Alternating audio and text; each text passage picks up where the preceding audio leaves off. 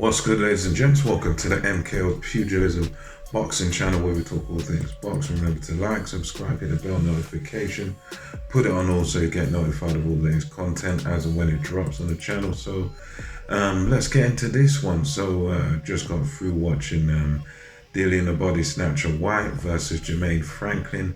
And just to cut to the chase, overall it was a very disappointing performance by Dillian Whyte. For me, he boxed very poorly.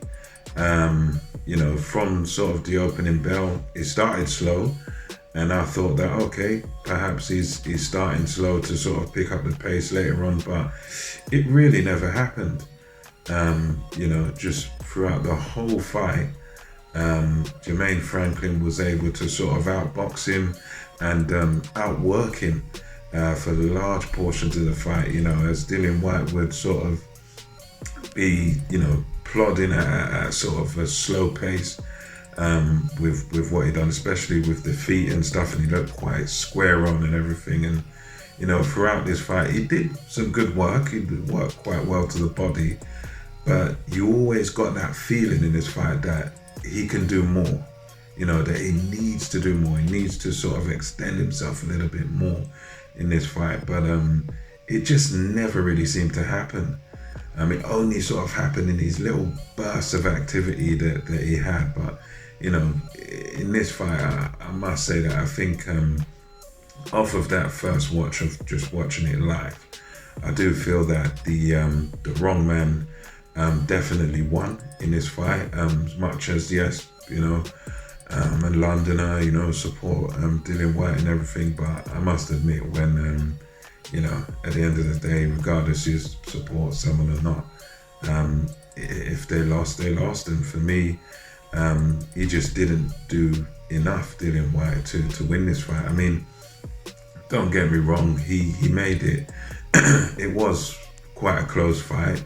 I suppose in theory you could have disagreed, I wouldn't be mad at sort of a draw or anything like that, because it was relatively close. And Dillian Whyte did have sort of a good 12th round, but the problem was all the rounds in between, really. I mean, he did make it close. He did sort of win rounds, but for me, Whyte just didn't do enough. He needed that injection of pace at some point in his fight, especially I felt championship rounds. I felt that if, at least for me, although I wasn't scoring it round by round, I felt just instinctively while watching it that going by sort of the way the first half of the fight had gone, where he would do good work. He'd sometimes throw good sort of single power shots, good hooks to the body and uppercuts and stuff, but it would always be these sort of single power shots. And a lot of the time what Jermaine Franklin would do is he'd throw faster combinations and sort of cancel out what Dillian Whyte was doing a lot of the time.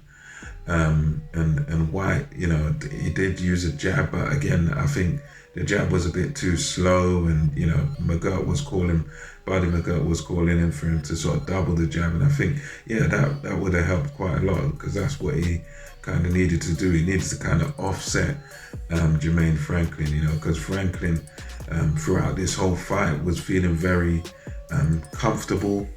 He never sort of looked out of his element or out of his depth in this fight. He looked very comfortable throughout the fight, and he was able to land shots quite easily. I mean, don't get me wrong, Whyte did show some decent defense in there, using a lot of this sort of cross-arm defense. So he caught Whyte, to be fair, I suppose if you want to make a case for Whyte, you can, because he sort of took a lot of shots on the gloves and arms and stuff like that. So you can sort of say that, but it was just, it was just no urgency from him, like it would take these shots and you just think to yourself, you need to now respond, and you need to jump on this guy, because you could tell that one of the most frustrating things watching this as a fan was what I saw in the last round, which was that Dillian Whyte, he managed to hurt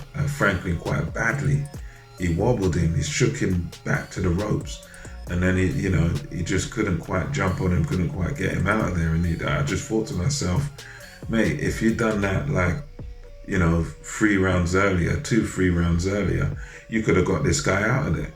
And that was one of the most frustrating things about this fight, watching it as a fan. And that's part of the reason why I believe he lost this fight, because for me, I'd have no real complaints. Had he have sort of jumped on Franklin from about round 10, round 9, 10, something like that, jumped on him and sort of gone to work on him, attacked him, he'd, in my view at least, going by what we saw in the last round, he could have even got him out of there. But I thought, that's what he needed to sort of deserve the victory here, but it never happened.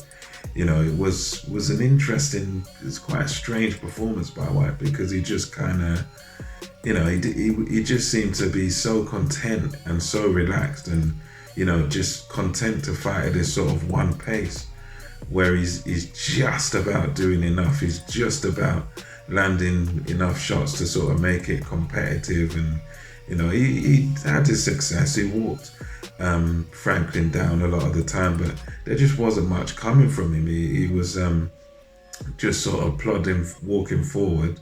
He got hurt a few times in the fight, but most of the time he was able to take the punches okay.